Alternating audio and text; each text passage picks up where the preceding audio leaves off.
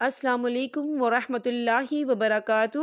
آج کا ہمارا ٹاپک سورہ آل عمران ہے، آیت نمبر 31 سے لے کر 41 تک۔ آئیے سورہ آل عمران سے اپنے سبق کا آغاز کرتے ہیں۔ رب اشرح لی صدری ویسر لی امری واحلل عقدۃ من لسانی یفقہوا قولی ربی زدنی علما۔ شروع کرتی ہوں اللہ تعالیٰ کے نام سے جو بڑا مہربان نہایت رحم والا ہے۔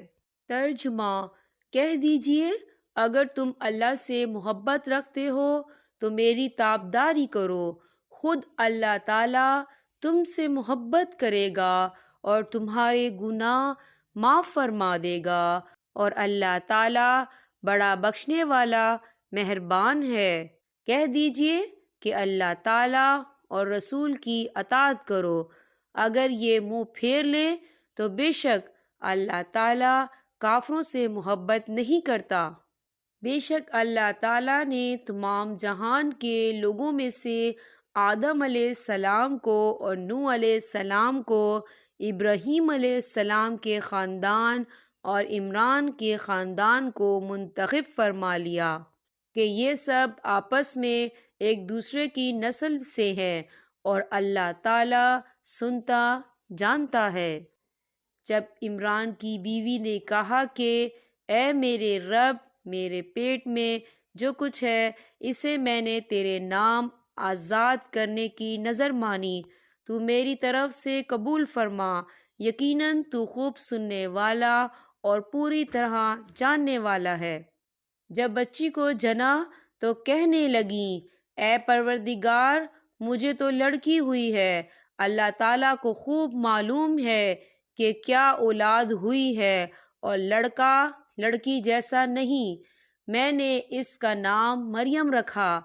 میں اسے اور اس کی اولاد کو شیطان مردود سے تیری پناہ میں دیتی ہوں۔ بس اسے اس کے پروردگار نے اچھی طرح قبول فرمایا اور اسے بہترین پرورش دی۔ اس کی خیر خبر لینے والا زکریا علیہ السلام کو بنایا۔ جب کبھی زکریا علیہ السلام ان کے حجرے میں جاتے، ان کے پاس روزی رکھی ہوئی پاتے، وہ پوچھتے اے مریم، یہ روزی تمہارے پاس کہاں سے آئی؟ وہ جواب دیتی یہ اللہ تعالیٰ کے پاس سے ہے، بے شک اللہ تعالیٰ جسے چاہے بے شمار روزی دے۔ اسی جگہ زکریا علیہ السلام نے اپنے رب سے دعا کی، کہا کہ اے میرے پروردگار، مجھے اپنے پاس سے پاکیزہ اولاد عطا فرما، بے شک تو دعا کا سننے والا ہے۔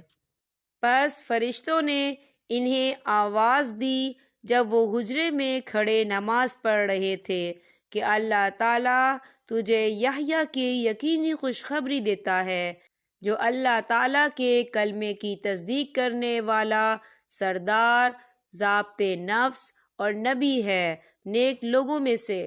کہنے لگے اے میرے رب، میرے ہاں بچہ کیسے ہوگا؟ میں بالکل بوڑھا ہو گیا ہوں اور میری بیوی بانجھ ہے۔ فرمایا اسی طرح اللہ تعالیٰ جو چاہے کرتا ہے۔ کہنے لگے پروردگار، میرے لیے اس کی کوئی نشانی مقرر کر دے۔